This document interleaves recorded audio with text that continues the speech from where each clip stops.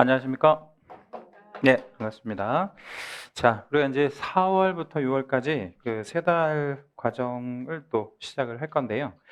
이제 우리 4월에서 6월까지 과정은 이제 그 주차로 하면 12주 이제 강의를 진행을 하는데, 이론 요약을 한 절반 정도 해드리고요. 예, 그리고 나머지 절반 정도는 여러분 갖고 계신 그 교재 있잖아요. 교재에 이제 기출 문제들을 좀 풀어 드릴 건데, 기출 문제가 좀 많이 없는 편이라서 여기 조금 이제 엑기스만 모아놓은 편이라서 문제가 좀 부족해요. 예, 그래서 문제는 이 오전반에 이제 그 배포가 됐던 그러니까 일일 모의고사 문제라는 게 있어요. 그래서 이거를 똑같이 좀 배포해 드리고 수업을 진행을 할 건데 한 가지 좀 이렇게 양해의 말씀을 좀 구할 거는 뭐냐면 이게 오전반 진도다 보니까 8주 이 진도에 맞춰져 있어요. 그래서 총 8번 나가거든요. 근데 우리는 이제 12주의 강의를 진행하잖아요. 그러니까 이거를 12번에서 나눠 가지고 제가 이제 이렇게 다시 나눠 드리는 게 아니고 그냥 요 똑같은 자료를 나눠 드릴 건데 결국에 이제 어떤 양해의 말씀을 좀 드릴 거냐면 이거를 좀 갖고 다니시라고요. 그러니까 만약에 이게 요번 주에 나가면 다음 주까지 좀 봐야 되는 경우가 있을 거예요. 예, 되게 이제 그렇게 겹칠 수 있으니까 이거를 좀 갖고 다니세요. 예, 그리고 이제 결국에는 그 다 편철해 가지고 모아넣어서 이제 보시면 되게 좋은 자료가 될 수 있으니까 요거 하고 그다음에 이제 이론 요약은 여기 이제 보시면 일일 핵심 체크라고 하는 자료가 있는데 요게 이제 보통 한 4페이지 내지 5페이지 정도 요렇게 이제 구성이 될 거고 이 또한 오전반에 배포가 됐던 자료라서 총 8주에 걸쳐서 나갈 거예요. 그러니까 이것도 12주 우리 진도 나가는 저녁반하고 조금 안 맞잖아요. 이것도 같이 가지고 다니실 겁니다. 그러니까 2주에 걸쳐서 보는 자료들이 생길 수 있으니까 같이 가지고 다니실 수 있도록 그렇게 하시면 됩니다. 그래서 이제 이론 정리 한 1시간 정도 하고 나머지 이제 1시간 정도는 문제 좀 풀이를 좀 해드리도록 하겠습니다. 자, 오늘은 이제 우리가 그 서장, 뭐 총칙, 뭐 이쪽 파트를 이제 보게 되는데, 뭐 서장은 크게 부담 없이 보시면 되겠고, 이런 내용들이 있구나라는 정도만 보시면 될 것 같아요. 자, 일단 이제 중개의 연혁이라는 말이 나와 있는데, 이 중개에 대해서 이제 좀 이따가 용어에 정해서 자세히 설명을 드리긴 하겠지만, 한자어 설명을 좀 잠깐 드릴게요. 여기서 중개라고 하는 표현을 이제 사용했는데, 여기 이제 한자에 부수가 있잖아요. 이 한자 이게 무슨 부수가 뭐죠? 사람 인변에 옆에는 뭐예요? 가운데증이잖아요. 그러면 사람이 가운데 이렇게 이제 우리가 해석을 할 수 있죠. 그리고 요 개자가 무슨 개자냐면 끼일 개자입니다. 그러면 붙여 읽어볼까요? 사람이 가운데에 끼었다. 뭐 이런 얘기가 되는 거죠. 그래서 그림을 좀 하나 여기다 좀 그려봐 드릴게요. 이건 안 그리셔도 괜찮아요. 개공이 있다면, 그러니까 이제 중개를 하는 사람이 있다면 매도하는 사람과 매수하는 사람이 있다고 한번 가정을 한번 해볼게요. 그러면 이 사람과 이 사람 사이에 끼어서 이 개업공인중개사가 회방을 놓으려고 하는 게 아니라 이 사람과 이 사람이 뭐 할 수 있도록요. 계약할 수 있도록 거래할 수 있도록 도와주는 거다. 그러니까 이제 중간에 끼어서 도와주는 역할을 하는 사람을 이제 그 개공 혹은 중개하는 사람이구나 이렇게 생각을 하시면 되는데 이러한 행위를 누가 우리나라에서 처음으로 했을 것이냐 이제 이렇게 이제 뭐 가령 연역을 한번 좀 살펴보면 중개업의 후시 이게 처음으로 이제 하는 사람은 객주라고 하는 직업인들이 있었습니다. 객주. 이 객주에서 주자는 주인 주차인데요. 그러니까 상당한 어떤 돈이 좀 자본이 있었던 사람으로 좀 보여지는데 요즘으로 말하면 대형 마트 정도급은 아니고 한 중소 정도 되는 조금 슈퍼마켓보다는 좀 큰 그런 정도의 마트 소유자라고 생각하시면 돼요. 그 마트에서 뭐 가령 정육, 뭐 고기도 팔고 뭐 수산물도 팔고 심지어는 이제 뭐 돈이 좀 부족한 사람이 있으면 돈도 좀 빌려주고 뭐 이런 행위들을 했었는데 결국에 이제 이 마트가 그 주변 동네에서 뭐 이 동네 저 동네에서 많은 사람들이 오니까 자연스럽게 어떤 그 행위들을 했었냐면 이 동네에 혼기가 꽉 찬 뭐 이런 그 노처녀가 있었다. 근데 저쪽 동네에는 홍기가 꽉 찬 노총각이 있었다. 그런데 그게 마트에서 모여가지고 뭐 이제 얘기를 하다 보니까 누구랑 누구를 소개시켜주는 역할도 했냐면 이 이제 저 결혼 정년기에 있는 이제 그 남자랑 뭐 이 여자를 소개시켜주는. 근데 우리가 그거를 달리 말하면 두 글자로 뭐라고 표현하죠? 그 혼인할 사람을 소개시켜주는 걸 중매라고 하잖아요. 그러니까 이 중매 같은 것도 하게 되고 자연스럽게 땅 팔 사람, 땅 살 사람을 또 본의 아니게 내가 의도한 게 아니고 이걸 하게 되어지는 어떤 일들이 이제 생겨나게 된 거죠. 그래서 이제 객주가 우리나라에서 중개업을 처음으로 했던 사람으로 이제 우리 알고 계시면 되겠고, 가끔 이제 TV에 사극을 보면 객주 이런 게 좀 가끔 나오잖아요. 그 객주에서 유래가 된 거고, 요거는 좀 생소한 어떤 느낌이긴 하고 뭐 그렇긴 하지만 얘는 이제 시험에서 나올 확률은 없고요. 이제 우리 상식적으로 좀 하나 알고 계실게요. 여기는 채색도 좀 한번 해주실 건데, 객주가 상당한 어떤 그 자본의 소유자였다고 한다면 객주 밑에 종업원들이 좀 있었어요. 종업원, 그러니까 객주 밑에 종업원. 근데 그 종업원들이 전문적인 분야가 생겨나게 됩니다. 그러니까 예를 들자면 나는 뭐 중매만 전문적으로 쓰는 뭐 그 종업원, 또 나는 뭐 이 여기 보면 가거간에서 가짜가 무슨 가짜겠어요? 집이겠죠. 그리고 여기 가짜 각회에서 가짜도 집이에요. 그러니까 집을 전문적으로 흥정을 붙이는 종업원들이, 객주의 종업원들이 생겨나는데 이걸 가거간, 각회, 그리고 집주름이라고 불렀는데, 이거는 이제 퀴즈 프로그램에 이제 가끔 나오는 거라서 상식적으로 좀 알고 계시면 좋을 것 같아요. 그래서 가거간, 각회, 집주름이라고 하는 직업인들이 생겨나게 되는데, 이들의 공통점은 뭐를 전문적으로 흥정을 붙이는 사람들이었다는 거예요. 집. 그래서 최초의 우리 부동산 개업 공인중개사들을 우리 이제 가거간, 각회, 집주름이라고 한다. 뭐 이렇게 좀 그냥 상식적으로만 알고 계시고, 자, 우리 그러면 이런 객주나 가거간, 각회, 집주름이 이런 중개 혹은 중개업을 하는 동안에 국가는 혹은 지자체는 가만히 있었을 것이냐? 아주 옛날에는 그냥 가만히 있었어요. 그러니까 자유영업자는 이제 그 얘기예요. 그러다가 1890년이면 우리가 그 일제강점이 언제 됐어요? 몇 년도에 우리 그 한일합방이라는 게 있었죠? 1910년도에 있었습니다. 한일합방 1910년도에 있었는 거 알고 계시죠? 6.25 전쟁은 몇 년도에 있었나요? 60년? 60년 아니고 50년.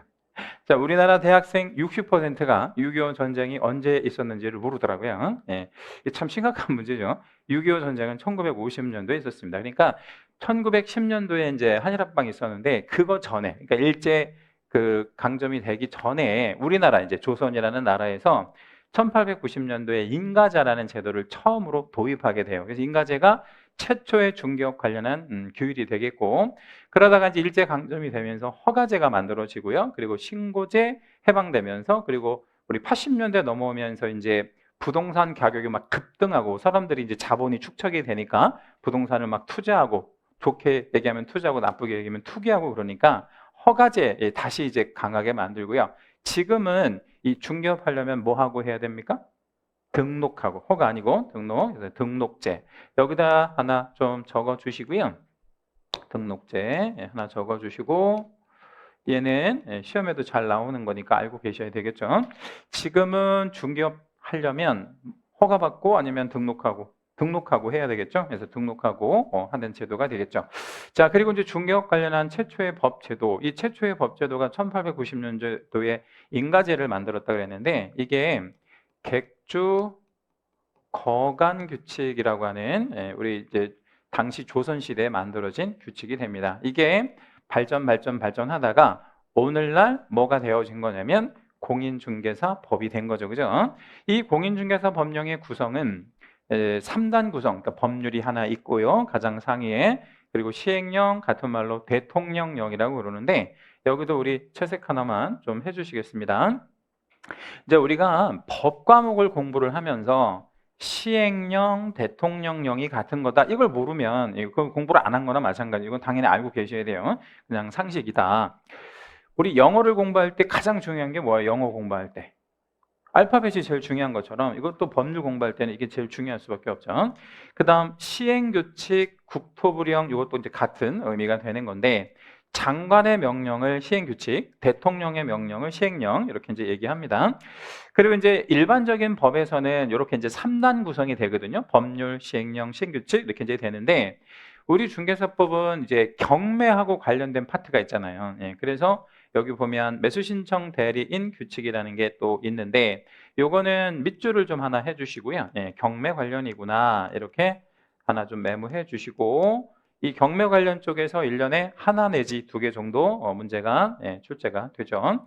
다만 이제 경매 쪽은 사실 이제 뭐 문제 수가 한두 개 많이 나와야 2개니까 그렇게 우리가 중요하게 생각하지는 않지만 그래도 뭐 그 고득점을 하기 위해서 이쪽에서 나오는 것도 맞출 수 있도록 좀 하셔야 되고 자 우리가 이제 중개사법의 성격을 한번 좀 보려고 하는데 중개사법의 성격은 일단 중간법이라고 표현을 하고요.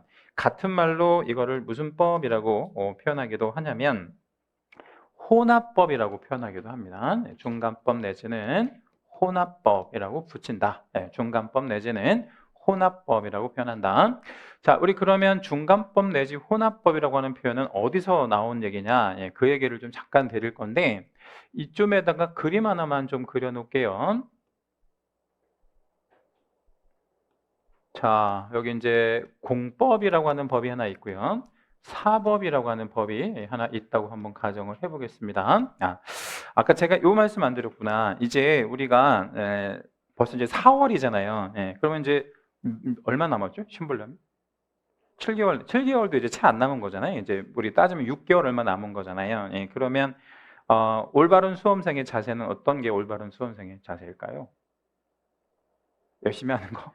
열심히 하는 건 올바른 자세가 아니고 어떻게 하는 게 올바른 자세냐면 합격할 수 있도록 공부를 하시는 게 올바른 수험생의 자세잖아요. 근데 지금쯤은 단권화 시키는 게 굉장히 중요해요. 단권화. 그러니까 이제 문제도 많이 풀어보시긴 해야 되는데 문제풀이는 아직 이제 그 조금 뭐랄까요? 그 시기적으로 좀 이르고 그러면 단권화 이론을 좀 축약해가지고 내가 시험장까지 계속 가져갈 수 있는 어떤 이론을 축약을 해서 그거를 계속 반복할 수 있도록 단권화 시키는 게 되게 중요한데 다른 걸로 여러분 단권화 시키지 말고요. 요거 있잖아요. 요 자료. 우리 오전반 분들은 요거 다 갖고 있어요. 근데 이거를 어떻게 갖고 있냐면 철해가지고 묶어가지고 이게 한 40페이지 정도밖에 안 되거든요. 요것만 가지고 계속 보면 나중에 한 1시간에서 1시간 반 정도면 이거 충분히 볼 수 있잖아요. 이런 한 바퀴 돌릴 수 있으니까 요거에다가 모든 내용들을 다 이렇게 쏟아 놓으면 될 것 같아요.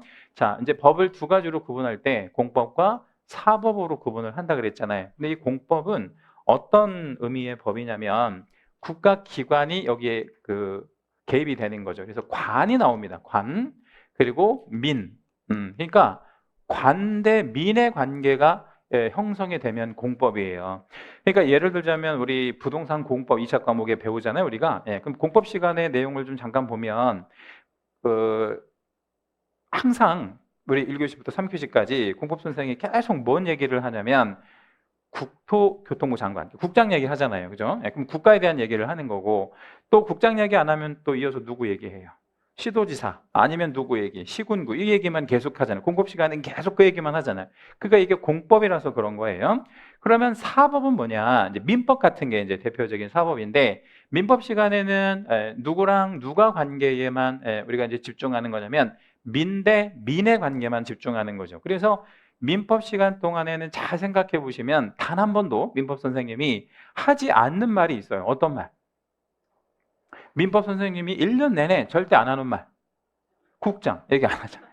그죠? 민법 선생님이 국장 얘기할 일이 없잖아. 또는 시도지사, 시군구 이 얘기는 절대 안 하거든요. 그러면 민법 시간에는 뭔 얘기만 하냐면 이런 얘기 하잖아요. 매도인, 매수인, 뭐 임대인, 임차인, 그죠? 채권자, 채무자, 가물, 뭐 이런 관계만 이게 사법관계라서 그래요. 근데 우리 중개사법은 공법 영역도 아니고요, 사법 영역도 아닌 중간에 이제 존재하는 법이다 이 말이죠. 그래서 이 중간에 존재하는 이 법이다 그래가지고 이거를 우리 무슨 법이다라고 표현하기도 해요? 중간법. 그러니까 공법과 사법의 중간에 있다 이런 법이기도 하고 또 혼합법이라고 하는 거는 이 공법적 요소와 사법적 요소를 섞었다 이런 의미로 또 혼합법이다 이렇게 이제 쓰기도 합니다. 이거를 이제 우리 학자들은 같은 말로 사해법이라고 부르기도 해요. 사해법. 그래서 이렇게 이제 의미 전달을 좀 하고 계시면 되겠고, 그 다음에 이제 법을 우리가 이제 구분을 할 때 특별법과 일반법 이런 식으로 이제 구분을 하는데, 우리 중개사법은요, 이 중 특별법적 뭐 어떤 지위도 있는 데다가 반대로 일반법적 지위도 있습니다. 근데 이 두 가지가 서로 반대되는 개념이에요. 그래서 반대되는 개념이라서 여기다 우리 간단하게 제가 사례를 좀 하나 써드릴게요. 요거는 좀 같이 적어주시면 좋을 것 같아. 자, 요거는 사례로 하나 좀 써보겠습니다. 조금 전에 말씀드렸던 민법 있잖아요. 그죠? 민법. 민법의 민자는 한자로 무슨 민자냐면 백성 민자예요. 여기서 말하는 백성은 모든 백성을 말하는 거죠. 빠짐없는 모든 우리나라의 모든 백성을 말하는 겁니다. 근데 이 모든 백성 중에 부동산 중개업을 하는 백성도 있을 거 아니에요. 그런가요? 예. 그러니까 이 백성 중에 부동산 중개업을 하는 백성도 있을 거 아니에요. 예. 그러면 모든 백성이면 범위가 넓은 거고 가장 일반적인 거고 부동산 중개업을 하는 백성은 이 중에 얼마 안 되는 거잖아요. 우리가 이제 5천만 명 중에서 10만 명밖에 안 되니까 그러면 범위가 이렇게 오른쪽으로 올수록 어때요? 넓어져요? 좁아져요? 굉장히 좁아지잖아요. 그러면 특별해지는 거죠. 그래서 이 민법과 중개사법을 우리가 이제 성격을 규명할 때 민법과 중개사법의 관계는 이렇게 관계가 성립이 돼요. 그러니까 얘보다 얘가 우선이다. 왜? 얘가 특별하니까. 그러면 우리 중개사법은 무슨 법적 지위가 있는 거죠? 여기 나온 특별법. 그러면 뭐의 특별법이다. 자, 이렇게 볼 때 중개사법이 특별하다 그랬잖아요. 근데 뭐에 비해서 특별하다? 민법에 비해서 특별하다. 보다 넓은 개념보다는. 자, 그런데 이거를 또 따져보면 우리가 이제 알고 있어야 되는 법 중에 농업협동조합법이라는 애가 있어요. 자, 우리가 지역농업협동조합이라는 애 배우잖아요. 그죠? 그럼 지역농업협동조합은 중개업을 할 수 있는데 얘가 등록을 하고 아니면 등록 없이 하는 이제 특수법인에 들어가잖아요. 근데 얘가 중개업을 하긴 하는데 이 법의 적용을 먼저 받는 거야, 얘는. 그래서 등호가 또 이렇게 열려요. 다시 말씀드리면 모든 백성, 여기에는 법인도 다 들어갑니다. 근데 중개업을 하는 백성들, 근데 그 중개업을 하는 법인 중에서도 특별히 우리 농업협동조합 이렇게 이제 범위가 자꾸 좁아지잖아요. 그러면 중개사법은 여기 무슨 법적 지위가 있다고 그랬어요? 일반법. 그럼 뭐에 비해서 일반법이라는 거예요? 농업협동조합법에 비하면 일반법인 거지. 그죠? 그러니까 이 중간에 끼이는 법들은, 이렇게 중간에 딱 끼이는 법들은 무슨 법과 무슨 법적의 성격을 다 갖추고 있을 수밖에 없어요. 특별법적 그리고 우리 일반법적 지위를 다 갖고 있고 이런 개념은 상대적인 개념이라는 게 절대적 개념이 아니고 뭐에 비해서 이렇게 됐다라는 겁니다. 그 다음에 이제 국내법이다 이 말은 이제 우리나라 안에서만 통용되어지는 그런 법이다 이렇게 생각하시면 되는데 가끔 이제 뭐를 물어보냐면 외국에서요 공인중개사 자격을 취득한 자 이런 식으로 이제 문제가 나올 때가 있어요. 외국에서 공인중개사 물론 이제 외국에서 공인중개사 자격이 있는지 없는지 제가 정확하게 조사한 건 아니지만 외국도 중개업이라고 하는 그 어떤 산업을 말하자면 보호해주기 위해서 전문적인 자격 시험이 있을 거 아니에요. 외국도. 근데 그 나라의 자격을 취득한 그 사람이 있다면 우리가 지금 배우려고 하는 공인중개사이냐 이렇게 이제 물어보는데 그건 아닌 거죠. 왜냐하면 우리가 지금 보려고 하는 공인중개사는 어느 법에 의해서 자격을 취득한 자여야 해요. 당연히 공인중개사. 그러니까 이거는 국내법. 다시 말씀드리면 여러분이 공인중개사 자격을 취득하시잖아요. 그러면 중개업을 어디서 할 수 있는 거예요? 국내에서만. 그 외국에서 못한다 이거예요. 그 외국 나가서 중개업 하고 싶으면 방법이 없어요? 아니면 있어요? 있죠. 어떻게 하면 돼요? 그 외국 자격을 따면 되는 거지. 미국 나가서 미국 브로커 자격을 취득하면 되는 거고 최소한 공인중개사 자격은 국내에서만 적용이 된다. 자, 이제 넘어져 이번에 재정 목적이라고 하는 게 있는데 이 재정 목적은 법을 만든 이유가 되고 가끔 출제가 되는데 10년에 한 번 정도 나옵니다. 이게 아주 중요하거나 그런 건 아니겠죠, 당연히. 그래서 이거는 아래에서부터 보면 1차, 2차, 3차 이런 식으로 이렇게 좀 아래에서부터 위로 한번 올라가 읽어볼게요. 왜냐면 이게 궁극의 목적이니까.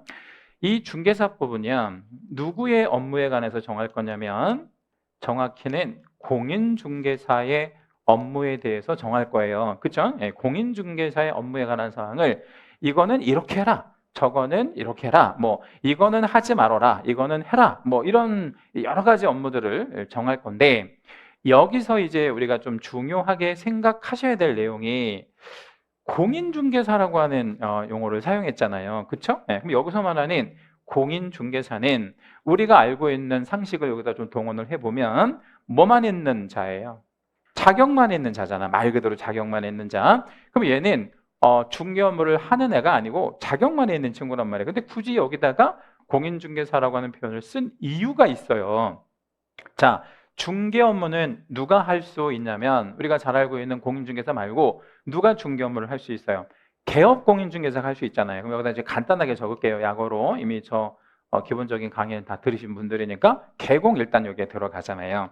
근데 따지고 보면 개공만 중개 업무를 하는 건 아니거든요. 그럼 누구도 해요? 소공도 하잖아. 예, 그러면 여기다가 한번 다시 적어봅니다. 소공도 이 중개 업무를 수행할 거란 말이에요. 이 두 사람이 하잖아요. 맞죠? 근데 중개보조는 여기 또 안 들어가요. 중개보조는 아시다시피 뭐는 안 해요. 그 중개 업무는 하지 않는단 말이에요.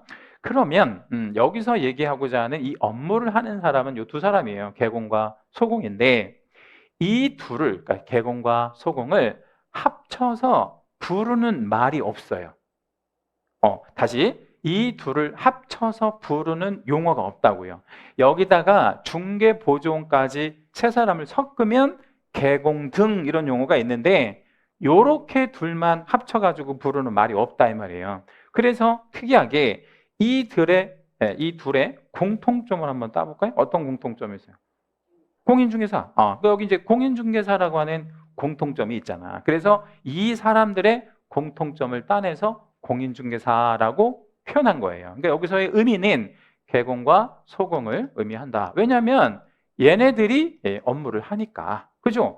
그래서 이 개공과 소공을 의미하고 얘네들이 업무할 때 이거는 이렇게 해라, 저렇게 해라 라는 거를 정함으로 인해서 이제 뭐가 이제 결과적으로 나오냐면 이들의 업무가 상당히 뭐 있는 업무로 바뀔 거냐면요. 전문성 있는 업무로 바뀔 겁니다. 예. 그러니까 마치 변호사가 하는 일, 뭐 공인회계사가 하는 일, 의사가 하는 일, 제가 지금 말씀드린 이런 사자가 들어가는 사람들의 일은 상당히 전문적이고 우리가 그 사람들한테 뭔가 이렇게 의뢰할 때는 상당히 고가의 어떤 대가를 지불해야 되잖아. 우리도 마찬가지죠. 자, 여러분 1,000억짜리 물건을 팔아달라고 저가 개공인데 여러분이 1,000억짜리 빌딩을 갖고 있어요. 생각만 해도 행복한 일이잖아요. 1,000억짜리 물건을 저한테 팔아달라고 의뢰할 때 여러분은 저한테 상당히 고가의 대가를 지불할 것을 각오하고 의뢰하잖아요. 왜 그런 거냐면 저가 어떤 일을 하고 있기 때문에 그래요. 전문성 있는 일을 하고 있기 때문에 그런 거죠. 이 법이 보호받는 법에서 보호하는 업무라서 그런 거죠. 그리고 이런 것들이 나아가서 우리 부동산 중개업이라고 하는 산업을 이거보다 좀 더 큰 이제 테마가 되는 거죠. 이걸 육성하기 위한 것이다. 이렇게 이제 보시면 되겠고, 야 그렇다면 이제 1차 목적, 2차 목적을 다 이제 아우러서 야 그러면 이걸 궁극적으로 왜 만드는 거냐? 그러면 국민 경제에 이바지하고자 하는 것이다. 이렇게 이제 보시면 되는데 여기서 국민 경제라고 하는 것은 또 어떤 의미냐면 개업 공인중개사가 경제활동을 하잖아요. 그죠? 그런 것도 있지만 자, 제가 매수인입니다. 앞에 분이 매도인이에요. 그럼 매도인과 매수인이 거래하면 이것도 경제활동인가요? 사고 팔고 하는? 예, 그런 것도 경제활동이잖아. 또는 제가 임차인입니다. 앞에 분이 임대인이에요. 그러면 임대차 계약을 하는 것도 경제활동인가요? 그럼요. 당연히 그게 가장 기초적인 경제활동이니까 그런 것들을 좀 잘할 수 있도록 우리 법을 만든 거구나 이렇게 생각을 하시면 되겠고요. 제가 이거 서두에 10년에 한 번 정도 나온다고 말씀드렸잖아요. 근데 이게 혹시 나온다면 다른 거는 크게 함정 걸릴 게 없는데 요 자리는 함정이 걸릴 수 있어요. 이거 좀 조심하셔야 돼. 뭐라고 함정이 걸릴 수 있냐면 개공의 업무 이러면 땡. 자, 왜 개공의 업무라면 땡이냐면 소금도 있으니까. 그쵸? 예. 또 이 말 붙여도 안 돼. 개업 공인중개사 등 이 말도 붙이면 안 돼요. 왜냐면 이 개업 공인중개사 등이라는 용어 안에는 누구까지 포함? 당연히 중개보조원이 포함되잖아요. 알고 있다시피 그죠? 예, 그러니까 중개보조원까지를 포함하는 개념인데 이 중개보조원에 관한 업무를 우리가 이 법에서 이래라 저래라 규율할 필요는 없잖아요. 얘는 어차피 단순한 업무만 보조하니까 이런 것들 좀 조심하시면 됩니다. 자, 이제 그 넘버트 3번의 용어의 정의로 한번 가보는데, 여기다 별 3개 잡아주시고요. 아주 중요합니다. 아주 중요하고, 왜 아주 중요하냐면, 우리 과목에 가장 기본적인 베이스가 되는 항목이 용어입니다. 그러다 보니까 얘가 제일 중요할 수밖에 없겠죠. 제가 이제 상담을 좀 많이 이렇게 해드려요. 우리 저녁반 분들은 상담하시는 분들이 많이 안 계신데, 오전반 분들은 뭐 하루에 한 3-4분씩 상담을 한단 말이에요. 어떤 상담? 뭐 공부 어떻게 해야 돼요? 나는 이게 좀 힘든데 뭐 이런 것들 이제 상담하시는데 그중에 이제 공통점이 하나가 있는 게 뭐냐면 공시법을 되게 어려워하시더라고. 제가 이렇게 보니까 공시법. 근데 공시법 중에서 지적이 있고 등기가 있잖아요. 근데 지적법은 어려워 이렇게 얘기하시는 분이 없어요. 또 근데 뭐가 이렇게 어렵대? 등기가. 등기가 굉장히 어렵대요. 예, 그래서 이제 제가 그거를 좀 이유를 좀 설명을 드리면 등기가 어려운 이유가 뭐 때문에 어려울 것 같아요? 등기 안 어려운 오전반 분들만 등기가 어려운가? 등기가 어렵잖아요? 예. 안 어려워요? 등기가 안 어려우면 혹시 직업이 등기관이세요? 그건 아닌데도 안 어려우면 좀 이상한 건데. 예. 그러니까 등기가 어렵게 느껴지는 이유가 사실 뭐 때문에 그런 거냐면 우리가 일상적으로 등기를 하는 게 아니잖아요. 그렇죠? 나 오늘 소유권 이전 등기 10건 했어. 이게 아니잖아. 그러다 보니까 생소한 거예요. 뭐가요? 용어도 생소하고 그 절차도 생소하고 할 수밖에 없죠. 근데 의외로 등기는 등기만의 용어가 있거든요. 취족도 마찬가지긴 한데 근데 그런 용어들이 안 잡혀 있는 거죠. 그러니까 이게 어렵게 느껴지는 거예요. 그래서 제가 뭐 말씀드리려고 하냐면 우리 과목은 고득점 하셔야 되잖아요. 그렇죠? 이거 고득점 하려면 용어를 많이 없어요.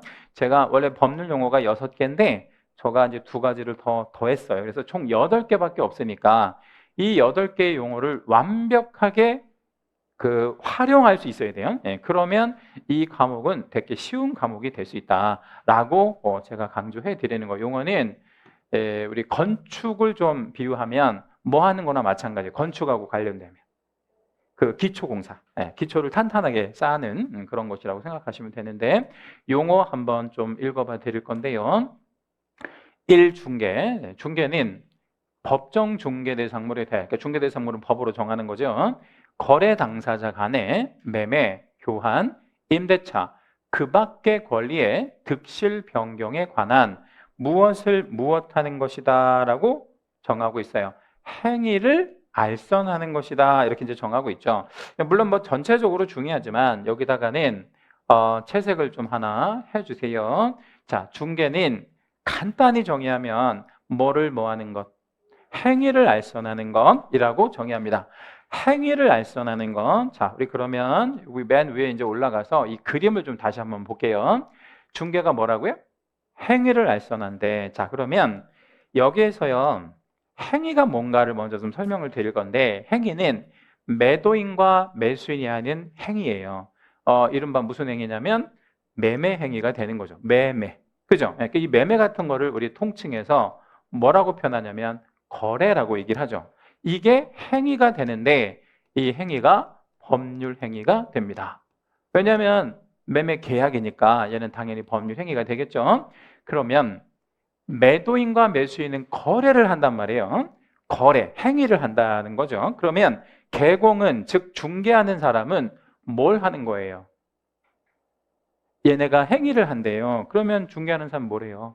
알선만 하는 거지. 그래서 이 개공이 하는 행위는 알선 행위가 되는데 이 알선은 우리가 법률 행위가 아닌 거예요. 왜? 법률 행위를 성립할 수 있도록 도와주는 행위니까.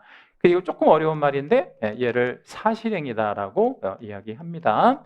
그러니까 우리 중개는 결국에 사실행위가 되는 거고 중개의 목적이 되는 행위는 무슨 행위가 되냐면 법률 행위가 되는 거예요. 자, 우리 그러면 중개는 이렇게 정의를 대법원이 하면 우리 대법원이 대한민국 대법원이 중개는 법률행위 성립에 조력한다는 게 도와주는 무슨 행위? 사실행위 이렇게 표현을 하기도 합니다. 이건 대법원 판결문입니다.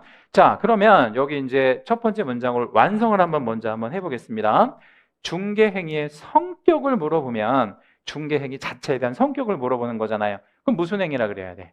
얘는 사실행위라 그래야 되겠죠. 중개는 사실행위인 거예요.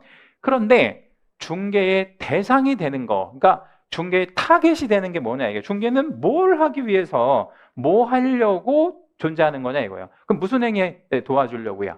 법률행위 도와주려고. 중개의 대상이 되는 것은 법률행위다. 자, 우리 그러면 이 1번 용어의 첫 줄에 나와 있는 이 내용은 법률상의 정의입니다. 법제 2조.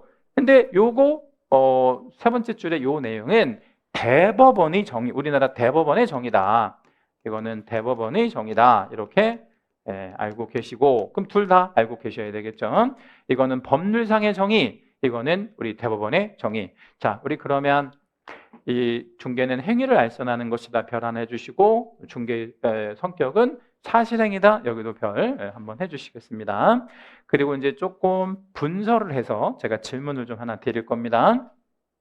이 행위가 거래계약, 뭐 매매, 교환, 임대차라고 말씀드렸잖아요. 여기서 그럼 행위는 여기 나와 있는 대로 이런 행위예요. 매매, 교환, 임대차 이런 행위잖아요. 근데 이 행위를 누가 하는 거예요? 여기서 행위의 주체, 누가 행위를 할까요? 당사자가, 거래 당사자가. 우리 그러면 알선은 누가 하는 거예요? 중개하는 자가 하는 거죠. 그렇죠? 그래서 우리는 오로지 알선만 하는 거구나. 왜? 행위는 당사자가 하는 거고 우리는 도와만 주는 거구나. 이렇게 생각하시면 됩니다. 자, 중매를 한다고 생각해 보세요. 중매 서면 혼인 계약을 하잖아요. 누가 혼인 계약을 해요? 신랑 신부가. 그럼 중매하는 사람은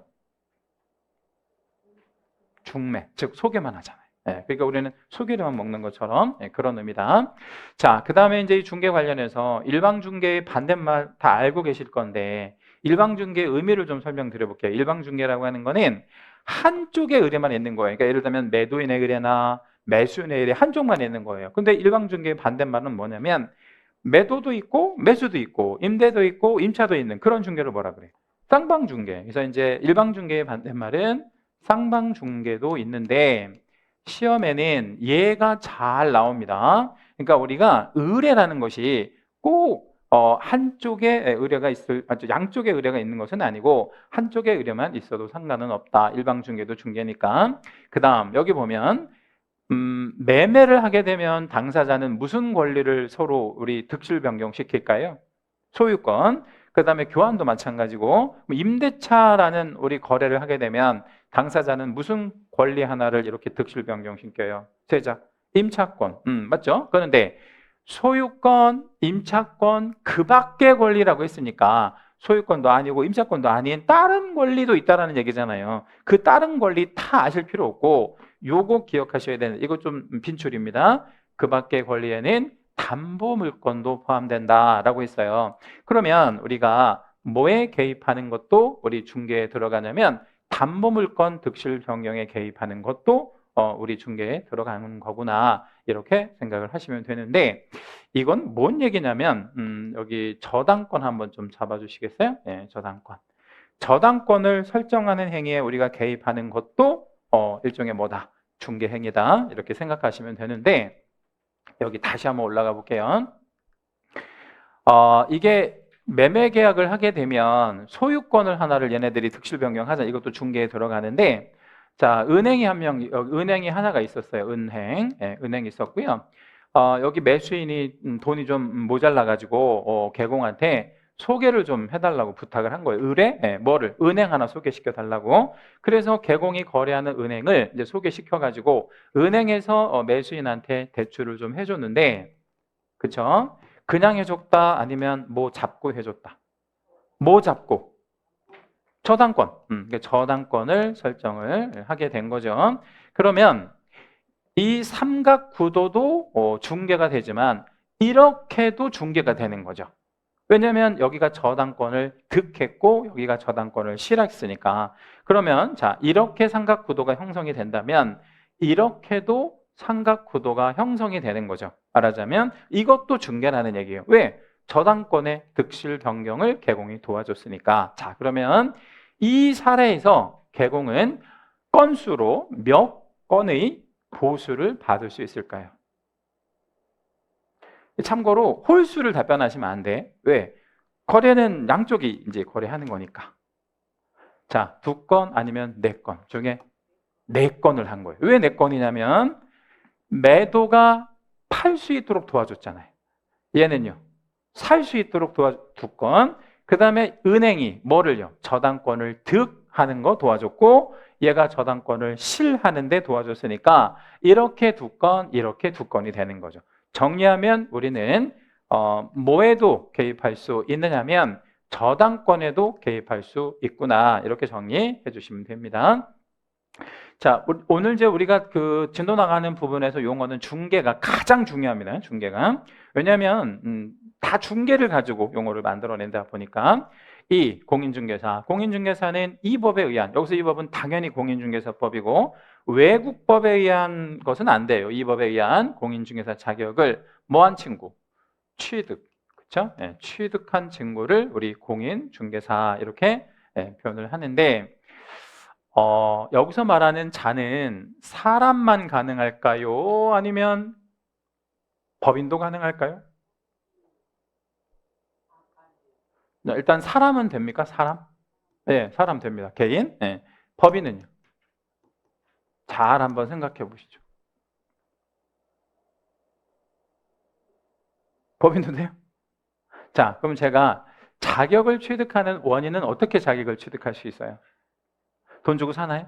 돈 주고 살 수 있다면 법인도 가능하겠지. 근데 어떻게 자격을 취득하냐면 시험을 봐서 합격해야 되잖아요. 그래서 법인은 공인중개사가 될 수 없습니다. 왜? 시험 볼 수가 없으니까. 그죠? 그럼 여러분이 지금 알고 있는 뭔가가 깨지는 느낌이 들죠? 이건 이따가 다시 한번 말씀드릴게요. 일단은 사람만 된다. 자, 그 다음에 중개업. 중개업은 1번 용어 중개하고 3번 용어 중개업에서 차이가 요거잖아요. 업이냐 아니냐, 요 차이. 자, 그러면 업이 되기 위해서는 첫째, 다른 사람의 뭐가 꼭 있어야 됩니까? 의뢰가 있어야 돼요. 의뢰.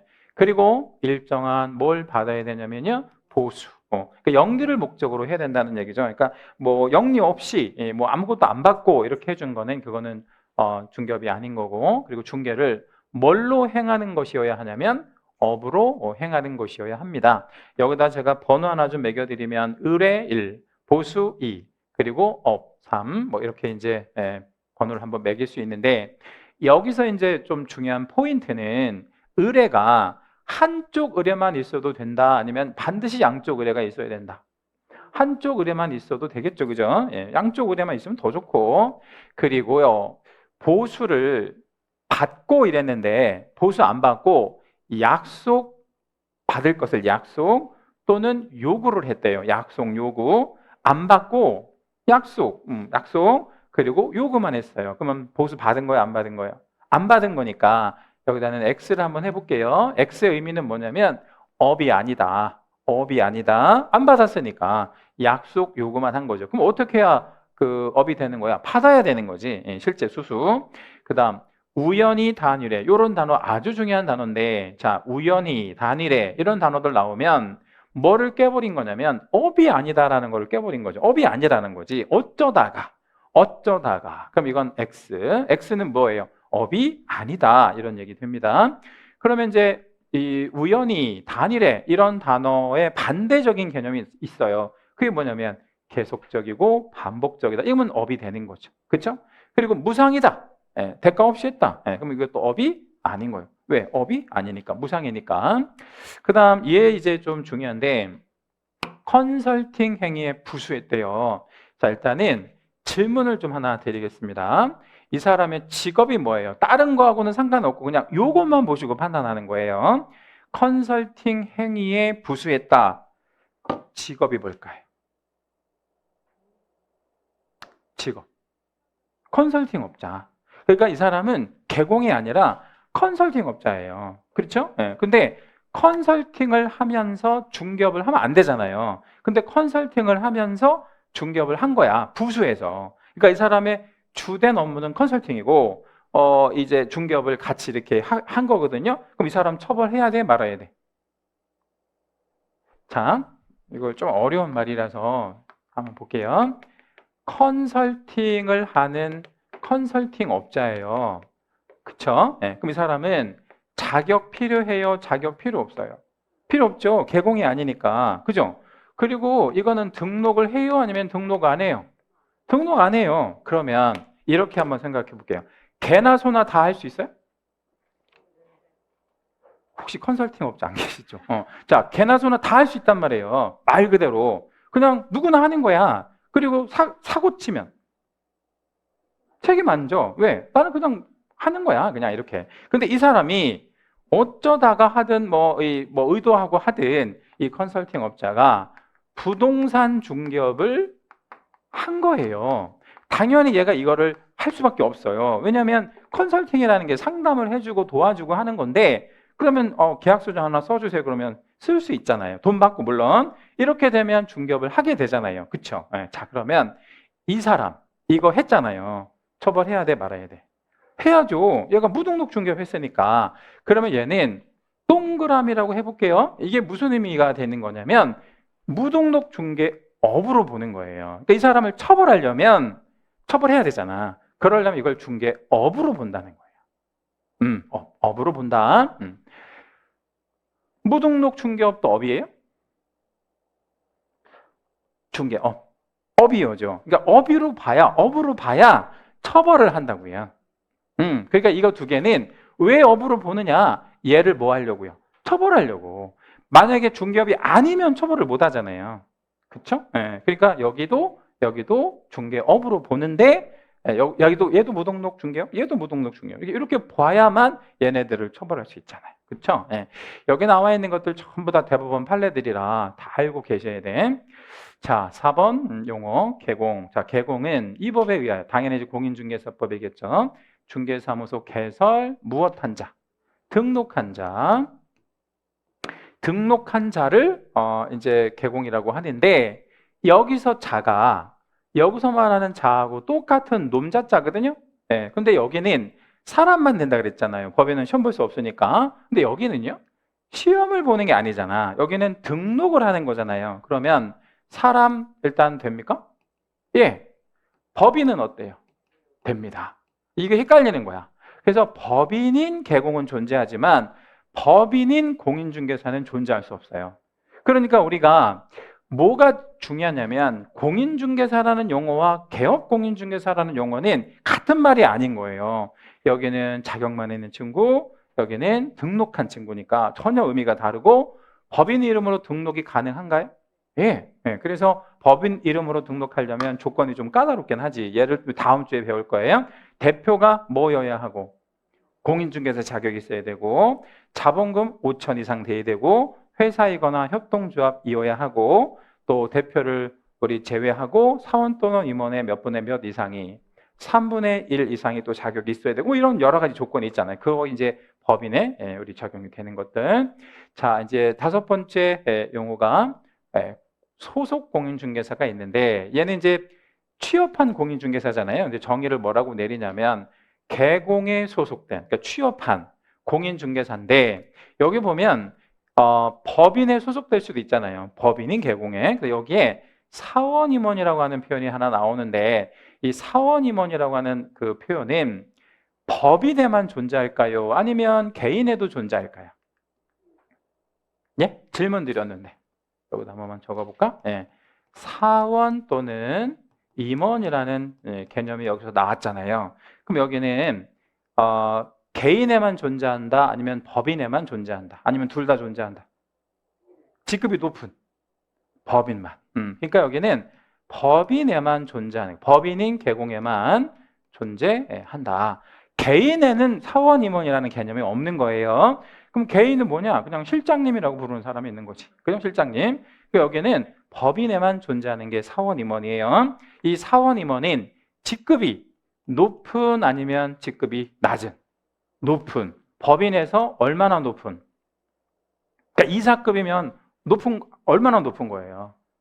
그 사원 또는 임원보다 더 높은 사람은 있어요, 없어요? 없잖아. 제일 높은 그런 사람들을 말하는데 이 사원 또는 임원들이 자격이 필요해요. 근데 전원 다 아니고요. 몇 분의 몇? 아까 얘기했던 3분의 1만, 3분의 1 이상은 그 말하자면 자격이 필요합니다. 자격 필요. 하나만 더 정리할게요. 이 사원 또는 임원은 사실 이 법인에만 존재하기도 하고 법인에서는 되게 중요한 사람들이라서 이 사원 또는 임원은 교육 같은 거 받아야 돼요. 그쵸? 무슨 교육을 받아야 법인인 개공이 될 수 있어요? 실무 교육 이런 거. 그래서 교육 의무가 있는데 이 실무 교육을 이수해야만 이제 법인이 등록이 될 수 있잖아요. 이때 3분의 1 이상만 교육받으면 될까요? 자격 있는 친구들만? 아니면 전원 다 교육을 받아야 될까요? 전원 다. 여기서 교육은 전원 다 필요합니다. 자, 자격은 3분의 1만 필요한데 교육은 전원 다 받으래요. 그러면 자격이 없는 사원 또는 임원도 뭐를 받아야 돼? 실무교육 받아야 돼. 그거는 사원 또는 임원이라는 직책 때문에 그렇게 되는 겁니다. 자, 그러면 이제 다시 볼게요. 사원 또는 임원으로서 공인중개사인 자를 포함한다. 그러니까 직급이 높아도 자격이 있으면 소공이다. 다시 한번, 직급이 높아도 자격이 있어. 얘가 개공은 아닌 거니까, 그렇죠? 얘네가 개공은 아닌 거잖아요.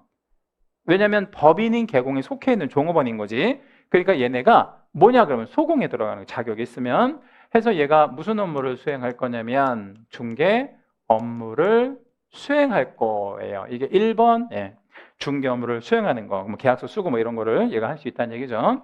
또 이것만 하는 게 아니라 개공의 뭐를 보조하기도 하냐면 중개 업무를 보조하기도 합니다. 중개 업무를 보조하는 거 2번. 자, 우리 그러면 이렇게 질문 드려볼게요. 소공이 거래계약서 쓸 수 있어요, 없어요? 있죠. 단독으로 쓰는 거가 2번이에요.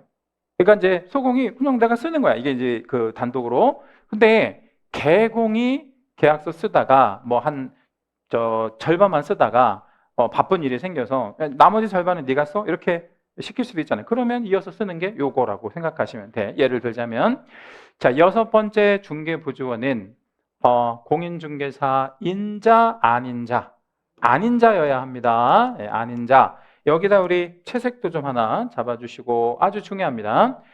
자, 얘는 신분이 공인중개사이냐 아니냐를 따졌을 때 아니어야 합니다. 그리고 이 중개부주원은 자격이 없기 때문에 뭐만 할 거냐면 현장 안내 집보해주는 거, 일반 서무, 뭐 우리 뭐 전화 받거나 뭐 이런 것들 그런 거 업무를 할 건데 이런 업무를 통칭해서 단순 업무라고 얘기해요. 단순 업무, 이게 단순한 업무만을 보조하는 자를 중개보조원이라고 합니다.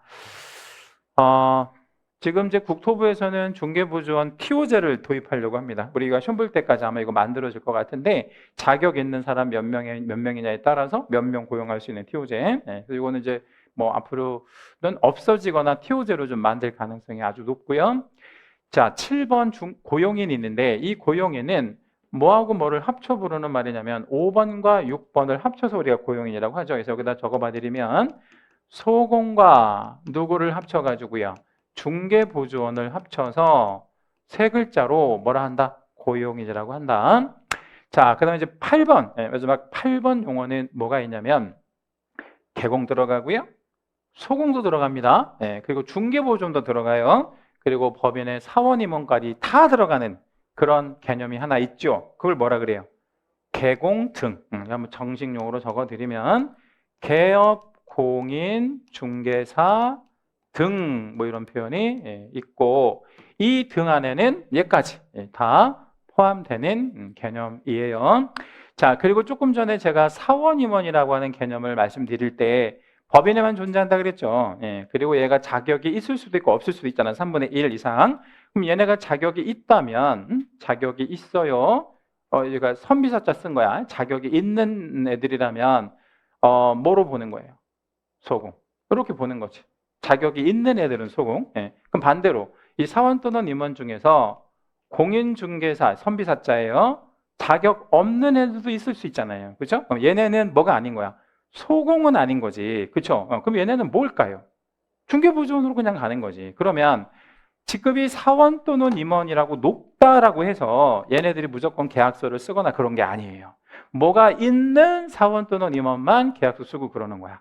자격 있는. 뭐 그렇게 새기시면 됩니다. 그래서 용어 제가 8개 쭉 설명드렸는데 잠깐 쉬었다가 이제 다음 시간에 용어랑 관련한 우리 기출 문제들을 좀 풀어 보도록 할게요. 제가 지금 이론 정리한 거는 시험에 나올 수 있는 모든 내용들을 다 이렇게 정리해 드린 거라서 약간 좀 그 뭐랄까요, 깊이 들어간 거예요. 근데 우리 다음 시간에 이제 기출 문제를 보다 보면 조금 쉽게 느껴질 수 있을 겁니다. 다음 시간에 하도록 하겠습니다.